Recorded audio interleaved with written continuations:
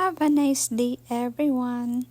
For today's video, manghatag na sa Daimi for the second time o ginagmay nga hinabang ngadto sa sitio Dandoy Barangay ng kay mostly sa nagpuyo day dito sa baong sitio is mga relatives ra sa akong husband. Yun, ani man jud ang mga Pinoy gusto jud ta motabang sa atong isig katawo bahalag naglisod ta sa atoa. Kay mas dako ang kalipay sa paghatag kaysa modawat. Or it's better to give than to receive, di ba? Basta kay mauna na kunya kay naman po ko yung mga generous friends nga nagsindog ka, so mauna nga akong pamalit og groceries og mineral water aron makangay-angay ko nila. Shout out day ko ni Sis Nisel, ni Ma'am Cynthia, ni Eileen og ni Telisel nga donate og cash. Daghang salamat kaninyo. So karong adlaw mauni ang among schedule diri nga balik mi dring dapita. So mauni ang among giagian dinhing dapita perti in town pagkaluuya kay murag halos nahurot ang ilang mga sagingan dinhi.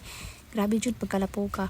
Mayo gani kay gipahuwa marsad mi og boots dito sa relatives sa akong husband.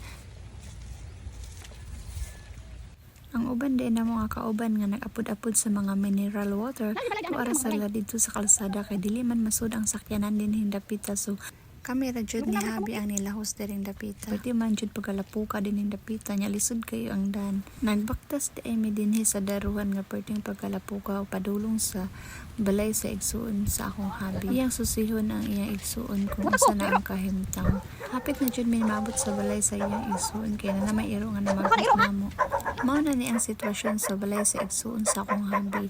As in partijong pagkaluuya.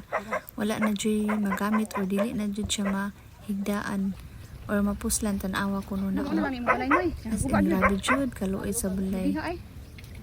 As in totally damaged jud.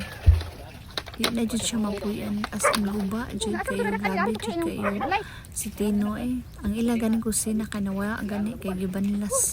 Ang nabilin diha ang ila na lang nadak-an. Uy kayo ang ilang panimalay. Unya karon na ade sila temporary nga nagpuyo sa ilang tiyo. Kay dili naman ni mapuy-an ang ilang balay.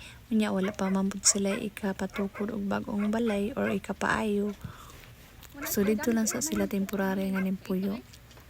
Sa mga mangiluyan day diha o kasing-kasing nga gusto mo paabot sa ilang tabang andam gihapon ko modawat sa inyong mga donation, pwede ra ninyo i-send gihapon sa akong GCash number ang inyong mga donation. Dako na kay nagtabang nila.